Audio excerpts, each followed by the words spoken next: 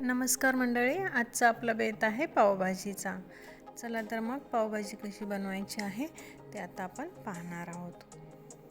एकदम मस्त टेस्टी चटपटीत अशी पावभाजी. पावभाजीसाठी आपल्याला भरपूर अशा भाज्या लागणार आहेत.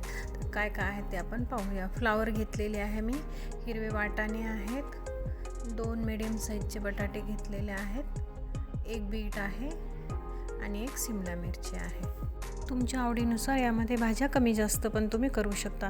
यात गाजरसुद्धा तुम्ही टाकू शकता. मला ॲक्च्युली आवडत नाही आम्हाला सर्वांना, म्हणून मी काही टाकलेलं नाही. तुम्हाला जर आवडत असेल तर तुम्ही यामध्ये गाजर पण ॲड करू शकता.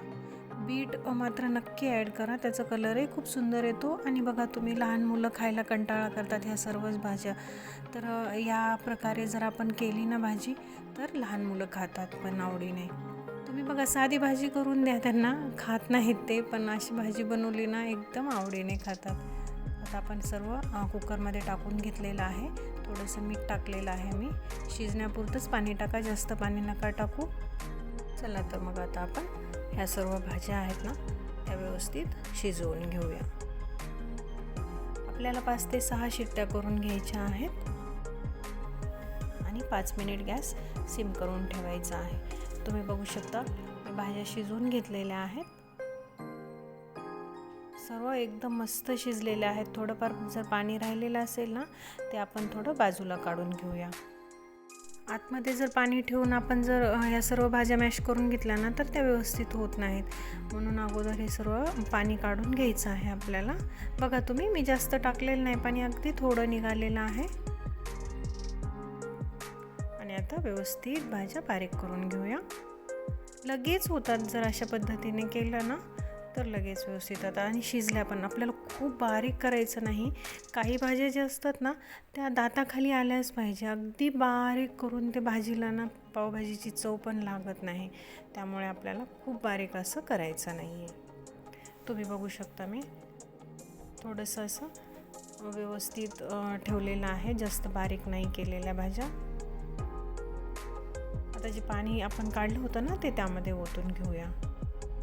तुमच्या आवडीनुसार, म्हणजे कमी जास्त टाका पाणी. आणखी जास्त जर तुम्हाला पातळ जर आवडत असेल ना तर तुम्ही जास्त पण पाणी टाकू शकता, पण अगदी खूप पातळ नका करू, भाजी छान नाही लागत.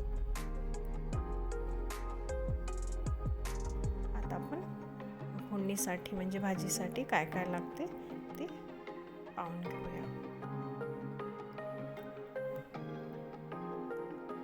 मी 3 टोमॅटोची प्युरी करून घेतलेली आहे आणि आलं, लसूण आणि कांद्याची पेस्ट तयार केलेली आहे.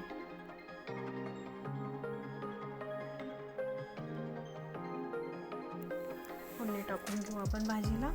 तेल टाकलेलं आहे मी, थोडं जास्त तेल टाका, या भाजीला थोडं जास्त छान लागतं. आणि थोडं बटर टाकलेलं आहे. तेल गरम झाल्याच्या नंतर आता आपण ते आलं, लसूण आणि कांद्याची पेस्ट आहे ना ती टाकून घेऊया. व्यवस्थित परतून घ्या सर्व.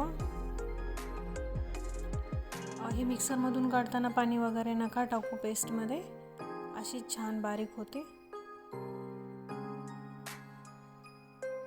आणि छान मस्त त्याचा म्हणजे कच्चापणा जाईपर्यंत आपण परतून घेऊया. तुम्ही बघू शकता अशा पद्धतीने आपल्याला व्यवस्थित परतून घ्यायचं आहे. आणि आता त्यामध्ये आपण टोमॅटो प्युरी टाकून घेऊ.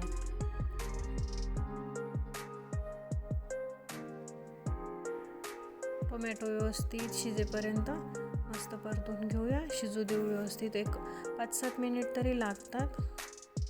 जर तेल उडत असेल ना तर प्लेट आहे ती कढईवर झाकून गॅस सिम करून व्यवस्थित शिजवून घ्या, कारण हाताला वगैरे चटके बसायची शक्यता आहे. बघा तुम्ही, मी छान असं व्यवस्थित शिजवून घेतलेलं आहे. तेल सुटेपर्यंत मस्त शिजवून घ्यायचं त्याला. आता आपण त्यामध्ये लाल तिखट टाकून घेऊया चवीप्रमाणे. कमी जास्त तुमच्या आवडीप्रमाणे टाका. मी 3 चमचे लाल तिखट टाकलेलं आहे. भाजीची क्वांटिटी थोडी जास्त आहे माझी म्हणून. आणि 2 चमचे जे आहे ना अर्धा चमचा मी हळद टाकलेली आहे. आणि 2 चमचे काळा मसाला टाकलेला आहे. या घरगुती आपला काळा मसाला असतो ना तो टाकायचा. या मसाल्यामुळे पण भाजीची चव एवढी मस्त लागते ना, तुम्ही एकदा टाकून बघा, एकदम भारी टेस्ट येते भाजीला. व्यवस्थित परतून घेऊया आपण आणि त्यानंतर त्यामध्ये पावभाजी मसाला टाकून घेऊ. मी एव्हरेस्टचा पावभाजी मसाला वापरते. 2 चमचे टाकलेला आहे मी मसाला.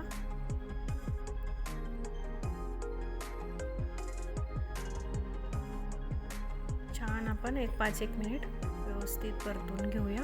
बघा तुम्ही मस्त शिजलेले आहेत सर्व मसाले. आता जे हे आहे ना, सर्व शिजवलेल्या भाज्या त्यामध्ये ओतून घेऊ.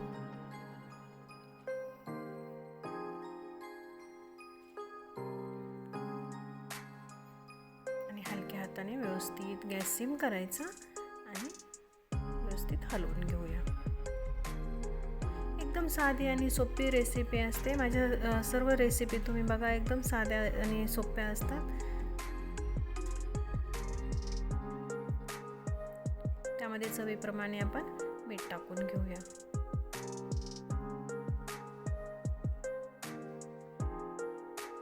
व्यवस्थित हलवून घ्यायचं आहे आणि आवडीप्रमाणे, म्हणजे जसं तुम्हाला पातळ वगैरे जसं योग्य वाटेल तेवढं पाणी टाका. खूप पातळ नका करू भाजी. बीट टाकल्यामुळे बघा कलर किती सुंदर आलेला आहे भाजीला. आता आपण 10-1 मिनिट व्यवस्थित शिजवून घेऊया. भाजीमध्ये आपल्याला परत थोडंसं बीट किसून टाकायचं आहे. मी अगोदर 1 बीट टाकलेलं आहे मिडियम साईजचं. हे छोटा साईजचं बीट आहे, तुम्ही बघू शकता. आता हे जे आहे ना, ते भाजीमध्ये आपण मिक्स करू. भाजीची चव पण छान लागते आणि कलरही खूप सुंदर येतो. ओरिजिनल कलर असतो हा, त्यामुळे आपल्याला दुसरा कलर वगैरे फूड कलर टाकायची काही गरज लागत नाही. तुम्ही बघा किती मस्त दिसते भाजी.